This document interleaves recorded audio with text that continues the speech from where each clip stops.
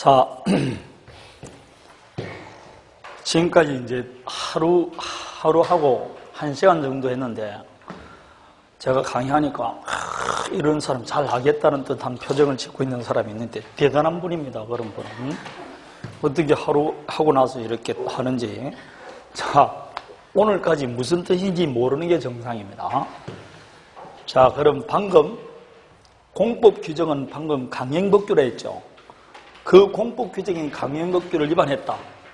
그럼 처벌받는다. 처벌은 국가가 개인에게 주니까 공법 문제인데, 그 강행법규를 위반해서 개인 간에 맺었던 거래계약은 어떻게 될 거냐? 그것마저도 무효로 만들 거냐? 그거는 그대로 유효로 될 것이냐? 통설은 두 가지로 나눕니다. 그래서 효력 규정이라는 결국 사법상 효력도 무효로 만드는 것이고, 단속 규정은 사법상 효력은 그대로 유효로 만드는 겁니다. 예컨대 봅니다. 식품위생법 등등등등의 법률을 보면 음식물 판매를 업으로 하고자 하는 자는 영업 허가 받아야 된다, 안 받아야 된다? 허가 받아야 됩니다. 당연히 이거 허가 받으라는 규정은 강행 규정일까요? 임의 규정일까요? 당연히 강행 규정이죠. 그런데 이 갑이 허가를 받지 않고 매매를 한 겁니다. 그럼 당연히 처벌 나올까 안 나올까요? 무후가 음식점인과 벌금 등이 나오겠죠. 그럼 벌금은 개인이 국가가 개인에게 주는 것이고, 허가를 받지 않고 한 매매계약은 어떻게 할 거냐 이 말입니다. 요 판매계약은 누구와 누구 사이다? 갑과 을, 개인과 개인 사이의 관계 아닙니까? 이렇게 허가받아라는 규정을 위반해서 판매했을 때 요 판매인 자체도 유효로 만들 거냐 무효로 만들 거냐? 요 판매인 자체는 뭐로 본다? 유효입니다. 그럼 허가받아라는 규정은 강행법규 중에서도 무슨 규정이다? 단속 규정입니다. 처벌받는 것은 변론하고 개인 간에 맺었던 법률행위는 유효가 됩니다. 그래서 무후가 음식점에서 음식물을 판매한다든지, 무후가 숙박업소에서 숙박행위했다, 검사 불합격한 농수산물을 판매했다, 그럼 그 숙박행위 판매 자체는 뭐라고? 무효가 아니고 유효입니다. 그냥 뭐만 받는다고? 처벌만 받습니다. 따라서 여러분이 지금 리업가에 포장마차에 파는 음식을 오뎅 같은 걸 먹고 나갈 때 허가 받았어요 이런 거 물어볼 필요가 없어요. 그럼 국자로 맞아버립니다. 아시겠죠? 왜 물어보느냐 이 말입니다. 물어볼 필요가 없는 게 뭐니까? 유효라니까. 뭘 줘야 된다? 돈 줘야 됩니다. 그래서 이걸 흔히 단속법규, 그게 보면 경찰법규, 행정법규, 이거는 행정 목적을 달성하기 위해서 편의상을 위해서 만들어 놓은 규정이지 사법상 효력에는 영향을 미치지 않는 것, 이런 것들을 말합니다. 거기 보면 음식물 판매 등등등등이 나와 있죠. 조금 더 어려운 걸 하나 할 것 같으면 부동산 등기 특별조치법에 따르면 이 법이 있습니다. 2조 3조 보면 이런 행위를 못하게 돼 있어요. 갑과 을 사이에 아파트 매매계약합니다. 매매계약 하는데 이 을이 자기 앞으로 등기하지 않고 또 병에게 매매합니다. 요 매매하는 걸 우리 흔히 뭐라 그런다? 전매한다고 그러지 않습니까? 그러면서 등기는 어떻게 하느냐? 을 앞으로 등기하지 않고 바로 병 앞으로 등기하는 겁니다. 이걸 흔히 말할 때 뭐라고 합니까? 등기하지 않고 전매하기 때문에 미등기 전매. 요걸 우리 법률상 중간 생략 등기라고 해요. 중간에 있는 등기를 생략한다. 중간 생략 등기 혹은 미등기 전매라고 합니다. 이걸 하지 말라고 되어 있어요. 부동산 등기 특별조치법 2조 이하의 법 나와 있습니다. 만약 이걸 하면 형사처벌 받습니다. 그런데 갑을병이 미등기 전매, 중간 생략 등기 하기로 합의를 했어요. 합의했으면 이 합의는 유효일까요? 무효일까요? 지금 이거 하니까 같은 거 아니겠어? 뭐라고? 처벌받는 것은 변론하고 중간 생략 등기 합의는 유효라고 보는 겁니다. 그럼 이걸 무슨 규정이다? 단속 규정이에요.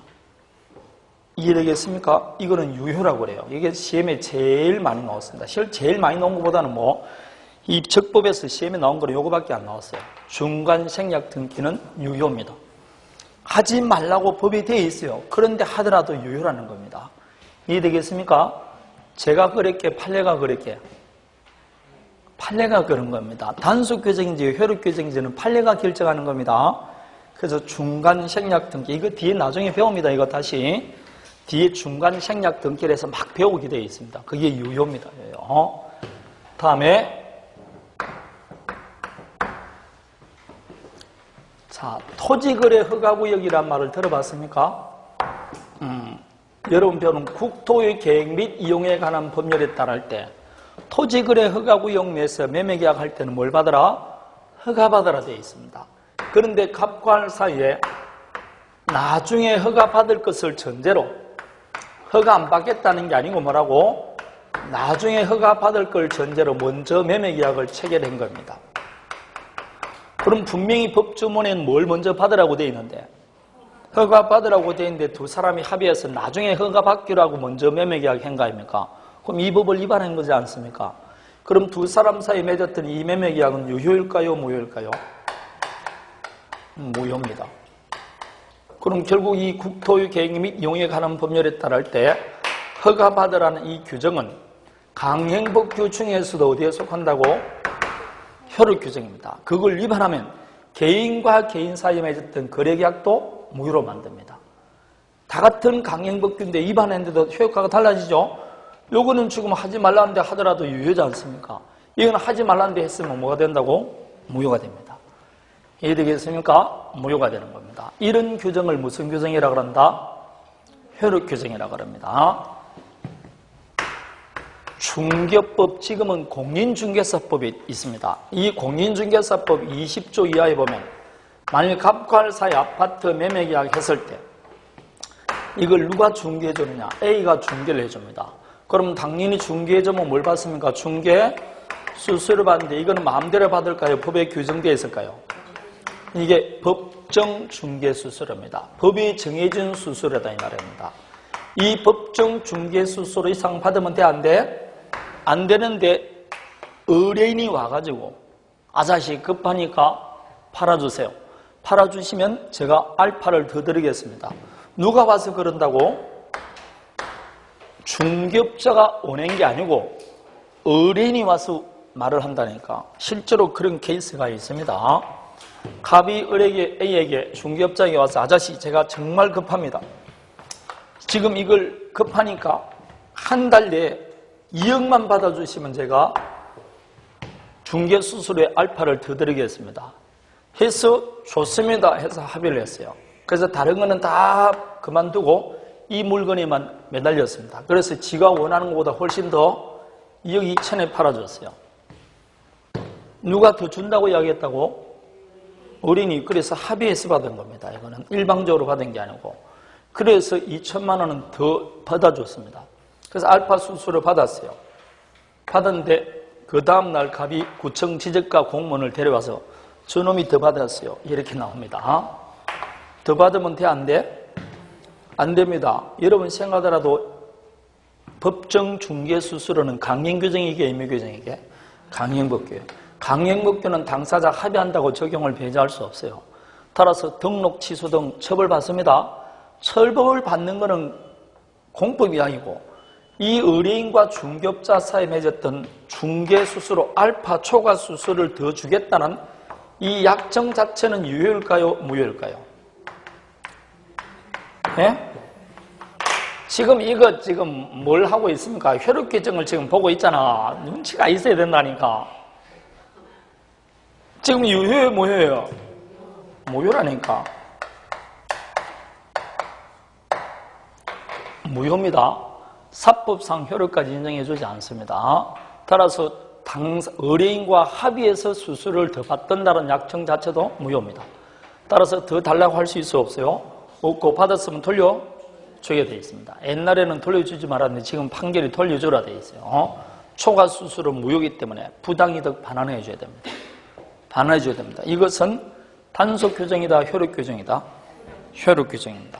개인 간에 맺었던 거래 자체도 무효로 만드는 겁니다. 이해되겠습니까? 네. 자, 그래서 74페이지를 밑에 보세요. 제일 밑에 보면 효력 규정은 그 규정에 위반하는 행위는 행정상 제재는 물론이고 사법상 효력도 부정되는 강행 규정을 뭐라고 한다고? 효력 규정. 따라서 약사법을 위반한 약사의 자격명이 대여되어 있는데 약사법에 따르면 자격증 대여해 주지 말라고 되어 있죠. 공인중개사법도 그렇고 변호사법도 그렇습니다. 그런 자격증을 대여해 주기로 약정했어요. 그 대여 약정 자체가 뭐 된다? 무효입니다. 따라서 대여하더라도 자격증 가져갈 수 있게 없게? 없습니다. 무효가 되는 겁니다. 거기에 두 번째 줄 보니까 국토의 계획 및 이용에 관한 법률에 따른 토지거래 허가 나오죠. 다음에 세 번째 보면 중개법 중개수수로 상환에 관한 규정. 이런 것은 다 무슨 규정으로 본다? 효력 규정. 위반하면 그 법률에는 무효가 됩니다. 그러면 뭐가 뭐가 단수 규정이고 뭐가 효력 규정이라는 것은 어디에서 결정한다고? 판례가 결정합니다. 그래서 우리는 그냥 단순히 판례가 나오면 효력 규정이다, 단수 규정이 외우기만 하는 것이지 왜 단수 규정인지 효력 규정인지 물을 필요가 없습니다. 그거는 판례가 말하는 겁니다. 그럼 판례가 바뀔 수도 있게 없게. 그렇죠. 옛날에는 단수 규정이라다가 효력 규정으로 바뀌는 수도 있습니다. 왜냐하면 가치 판단이 달라지니까. 그러니까 이거는 왜 그런 거 필요 없고 그냥 단순 암기입니다. 중개 수수료 그러면 무효. 이해되겠습니까? 중간 생략 등기 그러면 유효. 이렇게 외우는 거지. 왜 그러죠? 아니면 아무 의미가 없어요. 그냥 유효냐 무효냐 그것만 외우시면 됩니다. 자, 오늘 지금 제가 4개 했습니다. 4개. 이거는 한 60% 벌써 한 겁니다. 이 정도만 하면 충분히 하는 겁니다. 자, 그래서 정리하면 적법이라 그랬다. 그런데 강행법규에 위반하면 무효라 했을 때 그때 강행법규는 뭘 말한다? 효력 규정을 말합니다. 단속 규정을 말하는 게 아니고 효력 규정을 말합니다. 자, 다음에 사회적 타당성이 있어야 된다.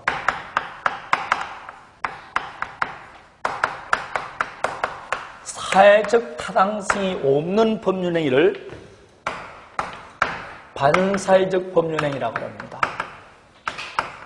반사회적 법률행위 더 줄여서 반사회적 행위라고 해요. 이게 이제 우리 민법 첫 번째 시험 범위 들어간 조문입니다. 103조부터가 조문입니다.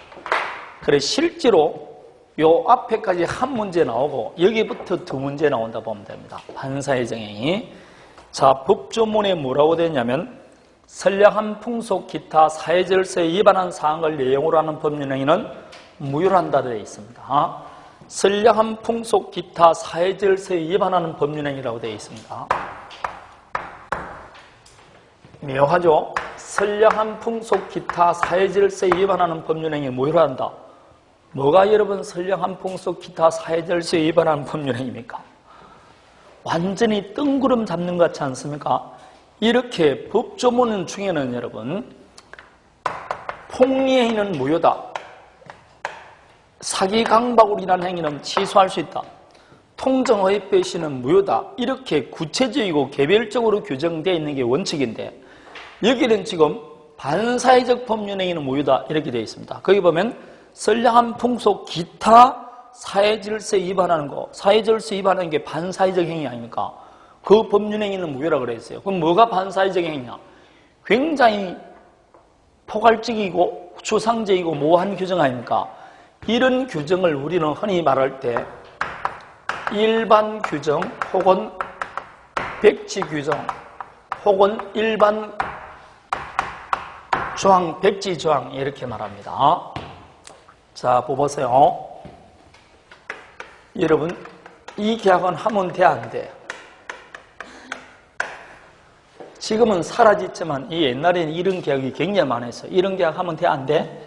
안 돼. 우리나라는 이거 아직까지 이런 계약 인정해주지 않습니다. 대리모 계약 하면 돼, 안 돼?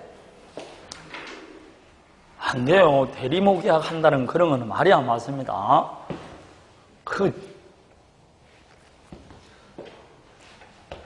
말이 안 맞죠. 대리모 계약 한다는 게. 무슨 불임이 돼가지고 뭘 수술로 하는 것도 아니고 뭡니까? 대리모 계약 이런 거는 안 맞아요. 살인 청부 계약 하면 돼, 안 돼? 항상 말했지만 청부 계약이란 우리나라는 없는 계약입니다. 이거는 일본 이야기예요. 청부라는 건 일본이고 우리는 도국 이야기라 그래야 돼요. 이게. 근데 뭐 유수에서도 청북 이야기를 하니까 여전히 청북 이야기라 그러는 겁니다. 마약 구입 계약하면 돼, 안 돼? 그런데 하지 말란 데 했어요. 하지 말란 데 했으면 이걸 무효로 만들어야 된다, 만들어야 된다? 무효로 만들어야 돼요. 대리모 계약도 하면 안 되는데 했다니까. 그럼 계약을 무효로 만들고 살인 청부 계약도 무효일 것이고 마약 구입 계약도 무효일 것이고 도박 계약도 뭐라고? 무효입니다. 이렇게 해서는 안 될 일이 한두 개입니까? 엄청나게 많다니까. 그런데 하지 말았는데 했다. 그럼 그걸 무효로 만들어야 됩니다. 근데 이걸 전부 다 법조문에 일일이 첩계약은 무효다, 대리보계약은 무효다 그러면 법조문이 얼마나 많아지겠습니까? 이만큼 쌓아도 못한 짓 한다니까. 그렇다고 이걸 유효로 만들 수도 없으니까 이 중에서 중요한 것은 아예 법조문으로 강행법규로 만들어 놓고 나머지는 유효로 만들 수는 없으니까 이 모든 걸 포괄할 수 있는 추상적이고 일반적인 규정을 하나 두는 겁니다. 그 규정이 우리 민법의 몇 조라고? 103조. 이런 행위를 무슨 행위라고 그런다고? 반사회적 법률행위라고 그럽니다. 그래서 우리 판례가 첩계약도 했었어요. 첩계약은 어디에 해당되기 때문에 무효라고? 반사회적 행위에 해당되기 때문에 무효라고 나왔고 마약 구입 계약도 반사회적 행위니까 무효라고 나왔고 도박 계약도 반사회적 행위니까 무효로 나온 겁니다. 이렇게 해서는 안 된 일을 일일이 남김없이 다 법조문에 규정하기 힘드니까 중요한 것은 강행 규정으로 두고 나머지는 전부 다 추상적이고 모호하고 일반적인 규정을 둬서 처리합니다. 그런 규정을 뭐라고 한다고? 일반 조항 내지 일반 규정 혹은 백지 조항 그럽니다. 왜 백지를 하냐면 반사회적 행위는 무효로 해두고 뭐가 반사회적 행위는 백조로 뒀다 해서 백지 규정 이렇게 말합니다. 우리 민법상 일반 규정은 뭐 해야 된다? 103조입니다. 이 모든 것은 무슨 행위로 보느냐면 반사회적 법률행위라 그렇게 말하는 겁니다. 왜 이 조문이 필요한 거 알겠죠? 그러지 않으면 다 처리를 못하기 때문에 그렇습니다. 그래서 이 조항이 추상적이고 뭐하고 일반 조항이다. 다른 조항보다 더 중요하다 해서 이걸 제왕조항 이렇게 말합니다. 황제라는 말이 있지 않습니까? 그 제왕조항이다 이렇게 말합니다. 103조가 그런 역할을 합니다. 그러면 반사회적 법률행위인지 아닌지는 결국 누가 결정한다는 겁니까? 결국은. 그렇죠. 판례죠. 수없이 실제로 우리나라에서 나오는 판례 중에 제일 많이 나온 게 103조에 관한 판례입니다. 그래서 수없이 많은 것들이 판례가 이것은 반사회적 행위다, 이것은 반사회적 행위가 아니다 계속해서 왔다 갔다 합니다. 그래서 뭐 이것도 가치관계가 바뀜으로써 자꾸 바뀌죠. 그래서 간통죄는 위헌이다 아니다 계속 하다가 안 하다가 결국은 뭐라고? 위헌 판결 나왔지 않습니까? 세 번째만이 위헌 판결 나왔잖아요. 제일 처음에는 아니라고 했다가 두 번째 아니라 했다가 세 번째는 이제 결국은 위헌 판결 나왔지 않습니까? 세상이 자꾸 바뀐다는 뜻입니다. 생각하는 게 뭐라고? 바뀌는 거죠. 옛날에 같으면 동성애 이런 게 있을 수 있었습니까?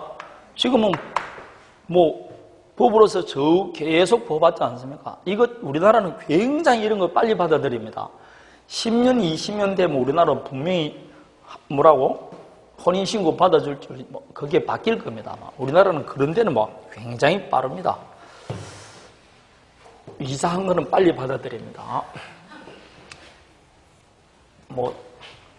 이 서구 그 중에서 미국 문화 중에서 제일 이상한 거 빨리 받아들이는 거지 않습니까? 그 수많은 나라들이 많지만 며칠 전에 있었던 할로윈 데이인가 할데이인가 그걸 미국 본토가 아닌 다른 나라에서 미친 듯이 하는 건 우리나라밖에 없어요. 웃기는 일입니다. 사실상. 제가 개인 하는 사람은 하지만 내가 개인적으로 본래 안 좋기는 모르겠는 그걸 우리가 무슨 축제해가지고 무슨 내 마음속 깊이 기품이 우러나가지고 축제를 하느냐 이 말입니다. 그것도 동네방네 다니면서 그걸 보면 아무 의미 없습니다. 술 먹고 뭐라고 진탕 노는 거 그거 하려고 하는 겁니다. 근데 초등학교 선생이나 유치원 선생이 하려는데 애들을 전부 다 뭐라고? 분장을 시켜가지고 동네에 돌아다니는 사람도 있어요. 그럼 이거 지금 뭘 가르친다는 게 알 수가 없어요. 응? 7월 치석됐을 때 뭐라고? 견우와 직년 만나가지고 분장해서 돌아다니는 한 놈도 없잖아. 그럼 어떻게 자기 문화를 지킨다고 이야기할 수가 있냐고. 뿌리도 없는 놈인데. 그리고 블랙 프라이데이인가 무슨 미친 듯이 따라하는 거 우리나라밖에 없다니까요. 다른 나라는 그런 거 안 해요. 그 고유 축제가 얼마나 많은데 그런 걸 하라 해야 되지. 무슨 거 우리나라 건 안 해요. 그러면서 그런 거는 막 축제로 하려고 합니다. 어릴 때부터 해줘요. 막 초등학교 때부터 막 요즘 견우직류 그룹 누군지도 모른다니까. 견우 그룹 뭐라고? TBS는 어떤 그 견우 그거만 한다니까. 애 이름 견우 어떤 거. 희한하다니까. 하여튼 희한한 곳이 삽니다. 우리나라 보면 10년 내에 한복 하나도 안 입으면서 뭐라고? 한복 입은 사람은 뭐라고? 들어오지 몰라 그러면 난리가 납니다. 지는 한복 안 입으면서. 그 얼마나 한복이 불편하다. 한복이 일본 기모노도보다 불편합니까? 안 불편하잖아. 근데 얼마나 기모노 같은 건 졸업식 때 많이 입습니까? 그걸 보고 외국인도 오기도 하고, 그리고 또 그거 하면서 입음으로써 자기 문화에 대한 무도 있다고 자부심도 느낀다고. 그럼으로써 하나가 통일되고 외적이 치들었을 때 단결하는 힘이 되는데 우리 그런 거 없어요. 그러면서 말로는 뭐라고 무조건 지켜야 된다. 뭐 아무 이유가 없어요. 자기는 아무것도 없으면서. 어떻게 그걸 우리나라 전통이라 할 수 있고 할 수 있냐고. 내가 안 있는데 어떻게 전통이냐고. 그게 안 익히지. 전통이란 계속 뭐라고? 개성 발전 내려오는 게 전통인데 그거 안 되는 거예요. 그래서 뿌리가 없어지는 겁니다. 점점 더. 불편하다고 안 있는 게 그런 게 있어요. 그럼 불편한 어릴 때부터 내려온 게 불편하죠. 그걸 점점 뭐 해줘야 된다고? 안 불편한 것을 뭐라고? 바꾸가면서 전통을 개성시켜줘야 되지. 뭐. 하기 싫으면 뭐. 할로윈데이 건 하려고 안 불편함이 하루 종일 바르고 때렸는데. 희한한 일이에요, 그게.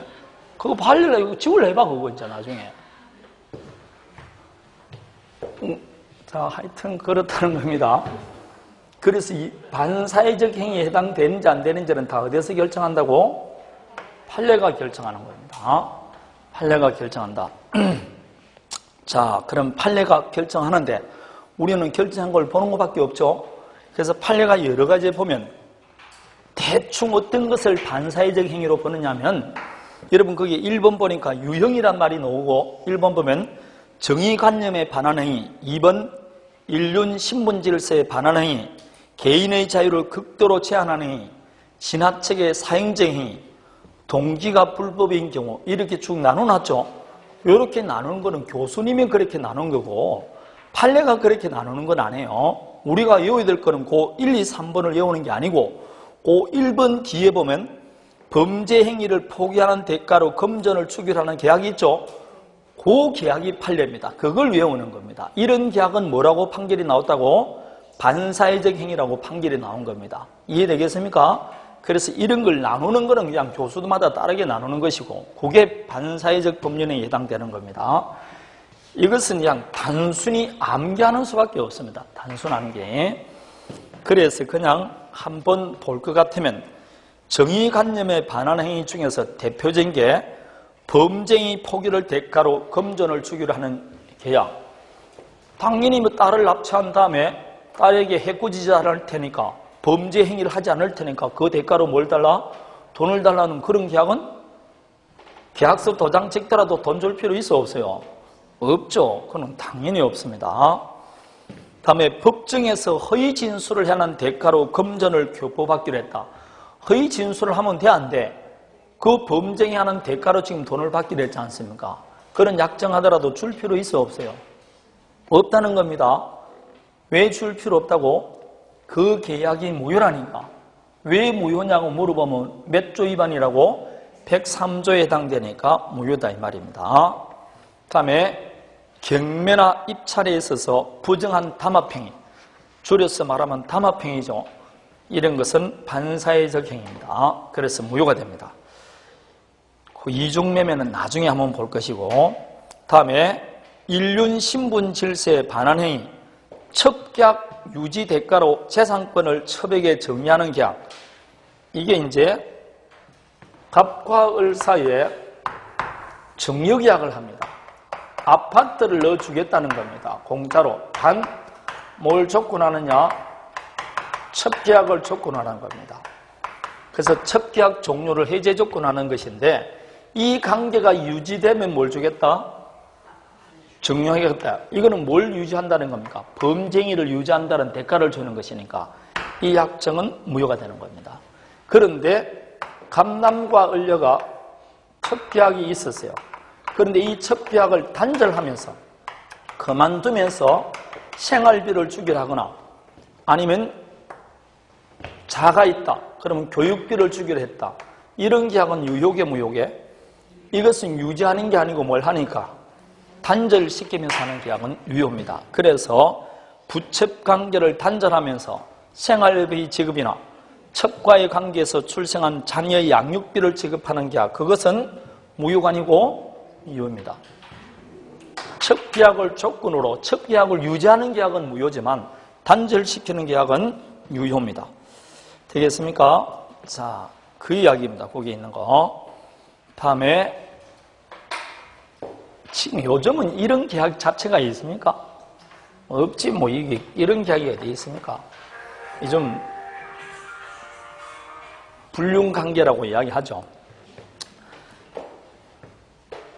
다음에 개인의 자유를 극도로 제한하는 계약. 대표적인 게 절대로 혼인하지 않겠다는 계약이나 절대로 이혼하지 않겠다는 각서를 썼다. 그래도 이혼해도 됩니다. 그 아무 의미가 없는 말입니다. 그거 다 반사회적 법률행위입니다. 그래서 주례사회 할 때 거무무리가 팥불이 되도록 사세요 라고 말하지 않습니까? 그 반사회적 행위를 하라는 이야기입니다. 그러면 안 돼요. 그렇게 살라 그러면 안 된다니까. 앞으로 주례사를 그래서 될 수 있으면 오래 한번 살아보세요. 이렇게 이야기해야 됩니다. 끝까지 살아보라 그러면 개인의 자유를 극도로 제한하는 겁니다. 다음 무효입니다. 그럴 때 벌떡 일어나서 그거는 무효예요. 그렇게 이야기하면 됩니다. 다음에 사찰 존립과 존재의 의의를 상실하게 하는 정역 이야기입니다. 이 말은 사찰이 존립하기 위해서는 사찰 존립을 위해서는 당연히 무슨 경제적 바탕이 있어야 된다 없어야 된다. 그래서 전을 갖고 있습니다. 예컨대 밭을 갖고 있다. 논을 갖고 있습니다. 사찰이 갖고 있는 유일한 재산이 이것밖에 없는데 이걸 전 재산을 다른 사람에게 뭐 해줘야 된다? 정리하는 계약. 그런 거 하면 안 됩니다. 자기 전 재산을 남에게 주는 계약 이런 거 하면 안 돼요. 그래서 사찰 존립과 존재의 의의를 상실케 하는 정역 계약 무효입니다. 노름빚을 변제하기로 하는 계약. 도박빚은 변제할 필요가 있어요 없어요? 예? 도박빚 변제할 필요 없습니다. 왜 변제할 필요 없다고? 무효라니까 갑과 을 사이에 도박을 했습니다. 그래서 도박빚 변제 약정을 했어요. 도박빚을 변제한다고 약정하는 거 아닙니까? 그래서 도박빚 받을 사람을 도박빚 채권자라 그러고 도박빚 줄 사람을 도박빚 채무자라 그럽니다. 그래서 도박빚이 1억이에요. 그럴 때 10월 1일까지 주기로 했는데 안 줍니다. 그러면 갑이 을에게 와가지고 도박빚 달라 그럽니다. 안 줍니다. 안 주면 국가가 강제할 거 아닙니까? 강제한다는 것은 소를 제기한다는 거 아닙니까? 그럼 법원에서 묻습니다. 너 왜 1억 달라 그러니? 이렇게 물어보면 갑이 하는 말이 야간 그런 일이 있습니다. 그냥 달라고 하세요. 그러면 돼 안 돼? 안 될 것 아닙니까? 그럼 뭐 했걸랑죠 이야기해야 됩니까? 도박을 했걸랑요. 그럼 가? 이렇게 이야기한다니까. 지금 도박이라는 반사회적 법률행위 했다니까. 거기에 따라 약정해서 돈 준다는 것은 국가가 도박 행위를 인정한다는 꼴이 되잖아요. 그러면 이 을에게 너는 도박을 했으면 돈을 줘야 되지 이러면 되겠습니까? 안 되지. 따라서 이것은 주지 마라 그럽니다. 그럼 갑이 왜 약정했는데 주지 마십니까? 그러면 이 계약은 뭐라고? 무효입니다. 왜 무효냐고 물어보면 몇 조에 해당된다? 103조 반사회적 행위에 해당돼서 무효가 되는 겁니다. 줄 필요 없습니다. 살인 청부계약 했다. 살인 청부계약하면서 착수금 1억 줬어요. 근데 돈만 갖고 이놈이 살인을 안 해주는 겁니다. 그러면 법인의 소를 제기해서 안 했으니까 돌려가 이 을이 살인을 안 해줍니다. 그럼 너는 돈을 받았으면 살인을 해줘야 되지. 안 해주면 국가가 강제로 살해해주고 그러면 돼? 안 돼? 안 된다니까. 법률 관계는 국가가 강제한다니까. 그럼 강제하는 거 이런 거 함부로 반사회적 행위를 강제하면 되겠습니까? 안 되지 이거는. 그래서 이런 계약은 다 뭐라고? 무효가 되는 겁니다. 그게 도박으로 부담한 채무의 변제로서 토지를 양도하는 대물변제약인데 이것도 이제 이렇게 합니다. 갑과 사이에 도박빚 변제를 하기로 약정합니다. 근데 언제까지 약정했냐? 10월 1일까지 주기로 했어요. 만일 10월 1일까지 돈을 주지 않으면 너가 가지고 있는 아파트를 돈 대신 달라는 겁니다. 돈 대신 물건으로 변제하는 걸 뭐라 하냐면 대물변제라고 그래요. 이 말은 돈 대신 뭐로 변제한다고? 물건으로 변제하는 겁니다. 그럼 도박빚을 못 갚으면 을이 갖고 있던 아파트를 주기로 약정한 겁니다. 줄 필요 있어 없어요? 없죠. 도박빚 변제 약정이 무효라니까. 이런 대물변제 약정도 무효입니다. 줄 필요 없다 이 뜻입니다. 이해되겠습니까? 그런 것들입니다. 다음에 동기불법입니다. 불법인데 동기, 그 법률행위를 하게 된 이유, 연유, 동기가 불법입니다. 자, 갑과 을 사이에 임대차 계약을 체결합니다. 여러분, 임대차 계약 자체는 반사회적 행위도 아니다? 아니죠. 아무 반사회적 행위 아닙니다. 그런데 이 을이 왜 건물을 빌렸냐? 왜? 이 말입니다. 이유, 연유, 동기가 뭐냐 이 말입니다. 그것은 범행 장소로 사용하기 위해서 아니면 도박장 개설을 위해서. 결국 임대차라는 계약 자체는 범사회적 행위가 아닌데 그 법률행위를 하게 된 뭐라고? 동기가 반사회적 행위입니다. 이걸 동기의 불법이라고 합니다. 동기의 불법. 갑과 을 사이에 금전 소비대차를 합니다. 자, 앞으로 금전 소비대차란 말은 돈을 빌리고 받는 계약이 뭐라고? 금전 소비대차 계약입니다. 소비대차란 대차는 빌리는 걸 말하는데 소비대차란 빌린 걸 소비하고 나중에 동종 동류의 물건을 돌려주는 걸 소비대차라 그래요. 자, 소비대차, 사용대차, 임대차가 있습니다. 빌리는 사람을 다 뭐라 그러냐면 차주라 그래요. 차주. 빌려주는 사람을 대주라 그래요. 대주 뭐라고?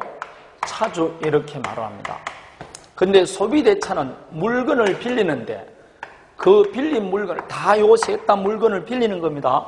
그건 빌린 물건의 소유권을 취득하고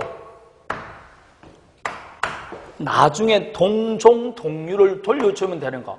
그 같은 걸 돌려주면 되고 이양 취득한 건 내게 되는 겁니다. 이런 걸 뭘 한다고? 소비대차라고 합니다. 대표적인 게 돈을 빌렸다. 돈을 빌리면 그 돈은 내 거죠. 이제 내가 사용하고 나중에 같은 돈 가치를 주면 되지. 옛날에 줬던 돈 돌려주세요. 그런 사람이 있습니까? 없습니까? 1년 번은 적었다가 나중에 그거 도도로 돌려달라는 사람 없지 않습니까?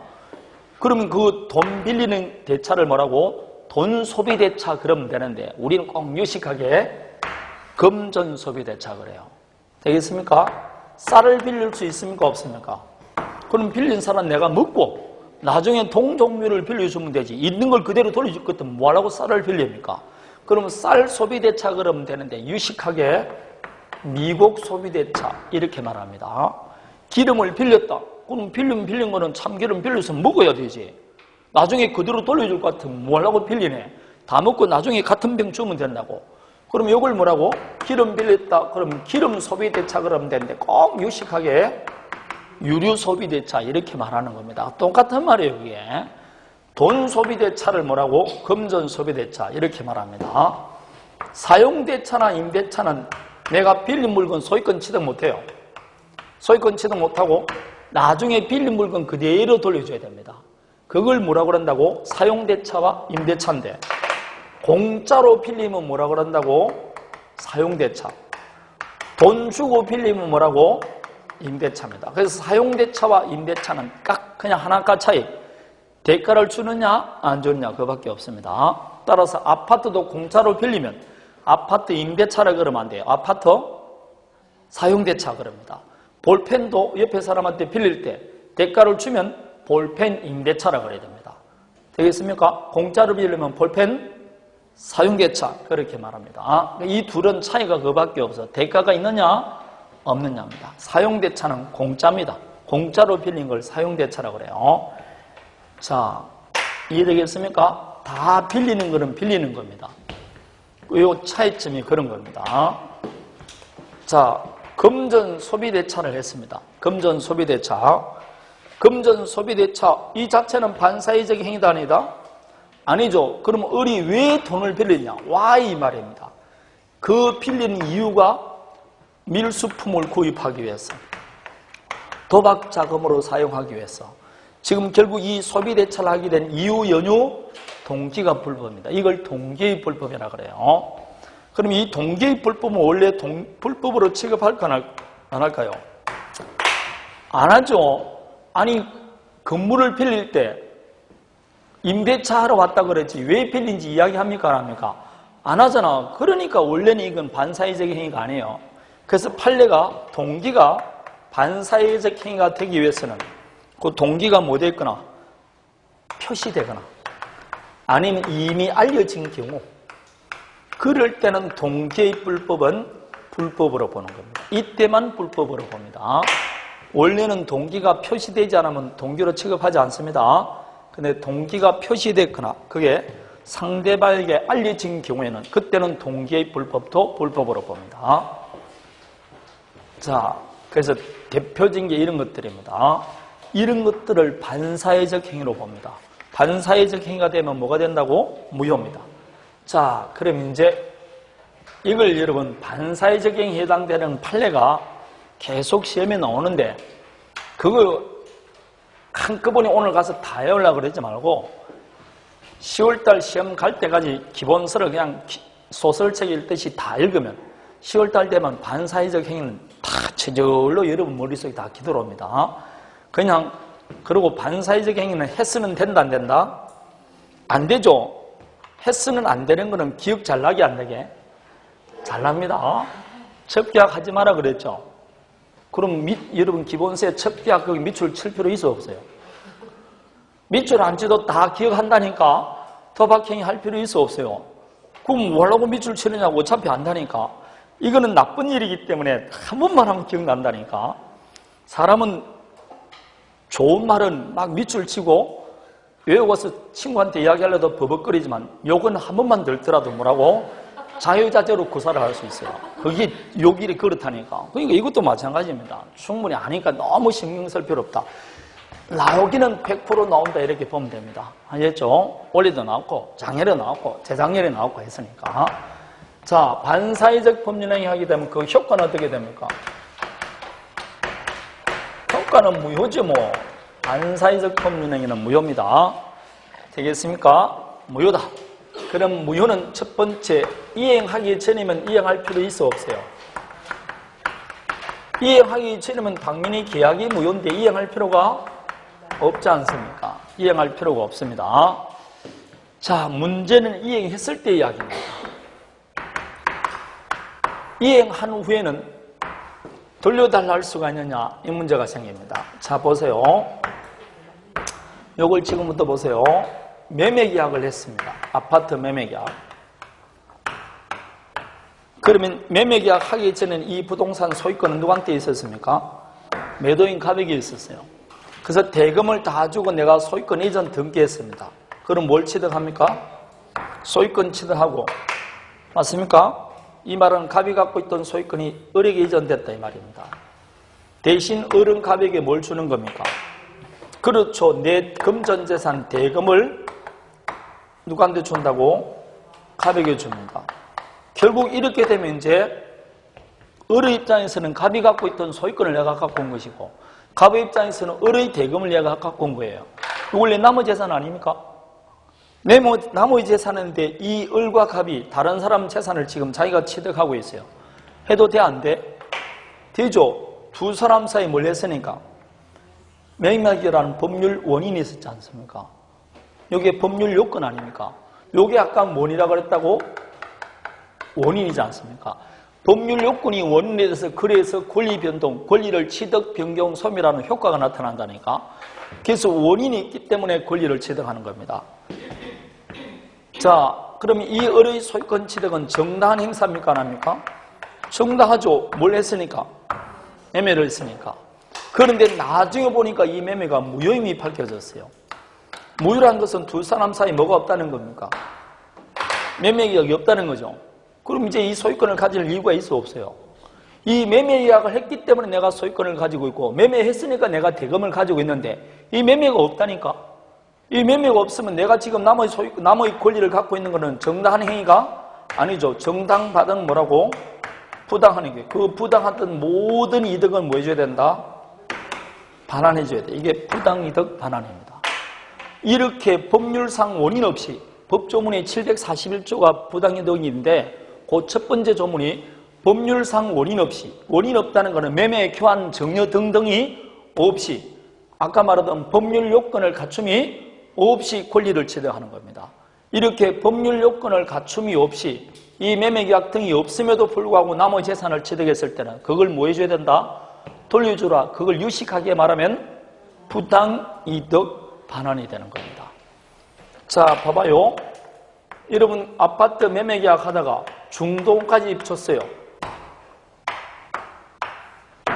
근데 매도인이 잔금까지 줬는데 매도인이 소유권 이전 등기를 안 해줍니다. 그러면 우리 여러분 계약을 해지해버렸어요. 해지했다는 요 매매계약이 처음부터 없어지는 겁니다. 그럼 여러분이 매수인 같으면 대금 달라고 그래야 된다, 안 그래야 된다? 그래야 되지. 왜냐하면 이 매매계약이 무효되어 있으니까 값은 돈을 가질 이유가 없어. 그럴 때 유식하게 뭘 한다고? 부당이득 반환이에요. 이 매매계약이 무효 취소 해제되면 무조건 들어가는 게 뭐라고? 부당이득 반환입니다. 너 원인이 없으니까 받았던 건 다 돌려달라고 그래야 돼요. 이걸 부당이득 반환이라고 합니다.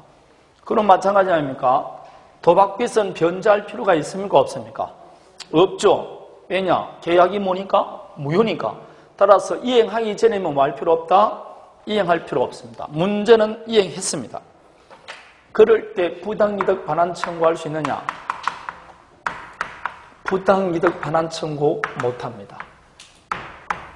못합니다. 왜 못하느냐? 이게 이제 746조에 있는 불법 원인급여에 해당되기 때문에 안 해야 됩니다.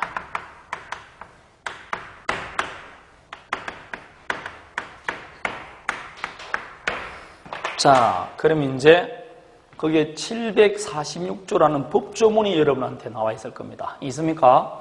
그 읽어보면 불법을, 그 이자는 아닙니다. 그게 불법을 원인으로 인하여 재산을 급여하거나 노무를 제거한 때는 그 이익의 반환을 청구하지 못한다라고 되어 있을 겁니다. 자, 이제 보는 겁니다. 갑과을사에 도박빚 변제하기로 약정했어요.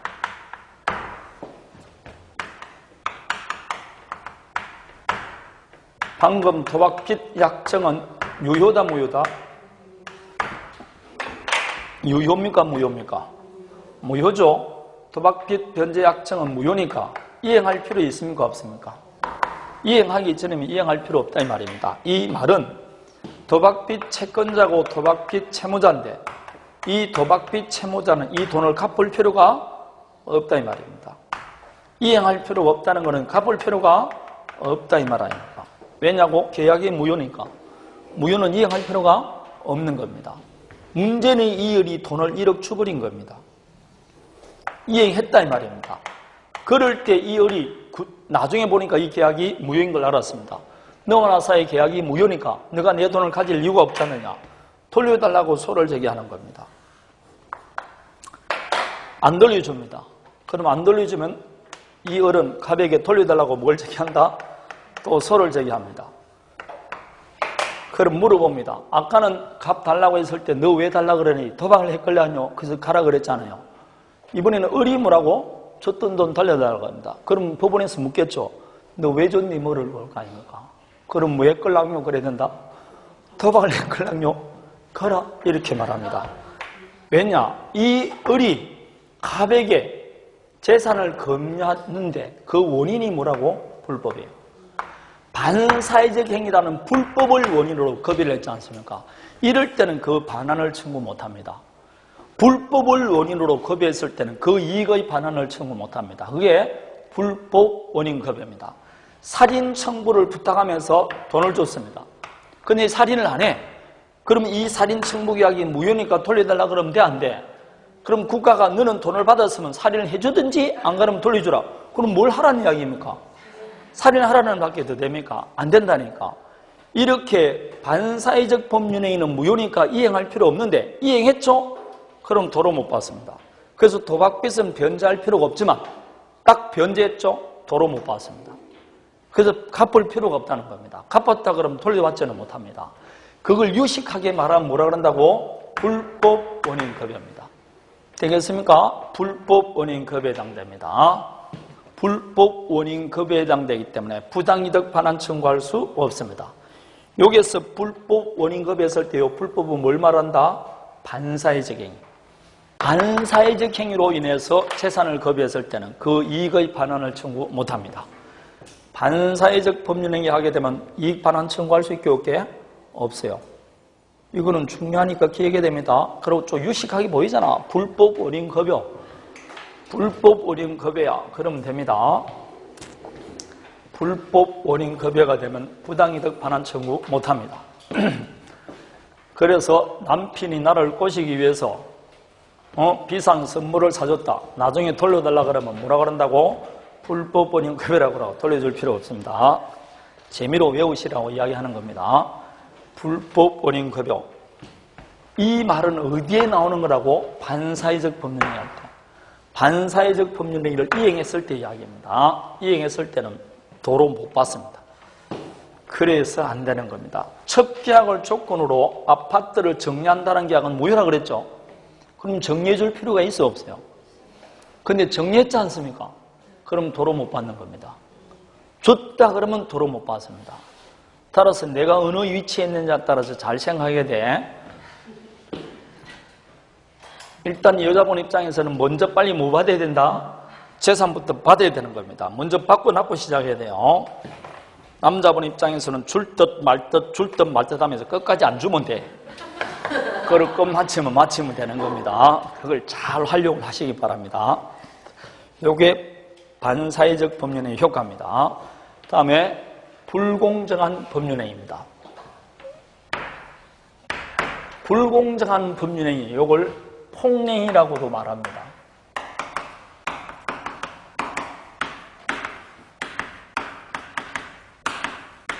이게 이제 우리 민법 104조에 나와 있는 겁니다. 불공정한 법률행위 줄여서 폭행이라고 말합니다. 그에 보면 104조에 당사자의 공박, 경솔, 무기험으로 인하여 현작의 공정을 잃은 법률행위는 무효한다라고 되어 있습니다. 대표적인 게 이거죠. 갑과 을 사이에 토지 매매 계약을 체결합니다. 그런데 왜 하게 되느냐? 이 갑은 지금 시골에 있는 할아버지인데 시세를 잘 몰라. 그런데 이번에 손자가 병원에 입원했기 때문에 급히 치료비를 마련하기 위해서 시가 10억 상당 되는 토지를 1억에 매매하는 계약을 체결한 겁니다. 그래서 토지 매매 계약하고 도장 콱 찍고 돈 1억 줬어요. 그리고 등기 넘겨받았습니다. 그럼 이 매매 계약을 통해서 어른 이익을 받습니까? 안 받습니까? 엄청난 이익을 받죠. 이런 엄청난 이익을 본 사람을 폭리자라 그러고, 요걸 갑을 상대적으로 피해자라 그래요. 두 사람 사이에 법률행위는 매매계약이 했으니까 매도인, 매수인을 할 수 있는데 104조 입장에서는 피해자, 폭리자입니다. 그럼 두 사람 사이의 법률행위는 유효하게 성립했는데 문제는 이 법좀 두 사람 사이에 주고받는 게 뭡니까? 현저하게 뭐라고? 불균형이에요. 그럴 때는 요 매매계약은 무효가 될 수 있습니다. 무효가 될 수 있어요. 이렇게 현저하게 불균형이 있으면 무효가 됩니다. 좀 더 구체적으로 볼 것 같으면 거기 보면 객관적으로 요건이 그렇습니다. 객관적 요건을 보면 급부와 반대급부 사이에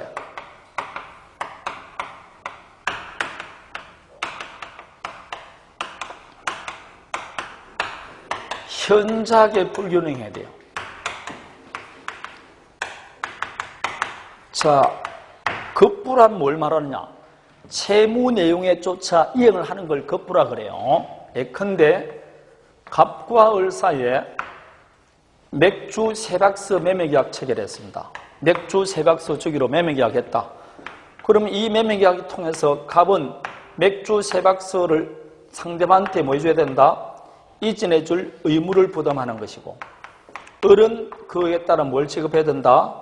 대금을 취급할 의무가 있습니다. 맞습니까? 이걸 이제 계약을 했으니까 이행해야 된다 이 말입니다. 이걸 이행해줄 뭐가 있다? 의무가 있습니다. 그럼 이 갑이 맥주를 가져와 가지고 차에 싣고 을의 집에 갖다 주기로 했어요. 맥주 싣고 을의 집을 가서 갖다 주는 거, 이게 자기 채무를 이행하는 거 아닙니까? 이렇게 자기 채무를 이행하는 이런 전부를 합해서 뭘 한다? 급부한다 그래요. 되겠습니까? 채무 내용에 쫓은 이행을 하는 걸 뭐라고? 급부한다 그럽니다. 그럼 이 갑의 급부는 뭡니까? 토지 소유권을 이전해 주는 게 자기 급부고, 을은 지금 대금을 지급하는 게 자기 급부 아닙니까? 그 급부와 반대 급부를 딱 보니까 뭐라고? 현저하게 불균형하지 않습니까? 10억짜리 주고 얼마를 받았으니까? 1억 받았으니까. 그리고 그렇게 한 이유가 주관적 요건이 피해자가 지금 뭐였다는 겁니까? 궁박, 경솔 뭐였다? 무겸했지 않습니까? 궁박은 벗어날 길이 없는 어려운 상태입니다. 급박한 공궁이라고 말해요. 급박한 공궁. 이게 참 어렵지 않습니까? 급박한 공궁.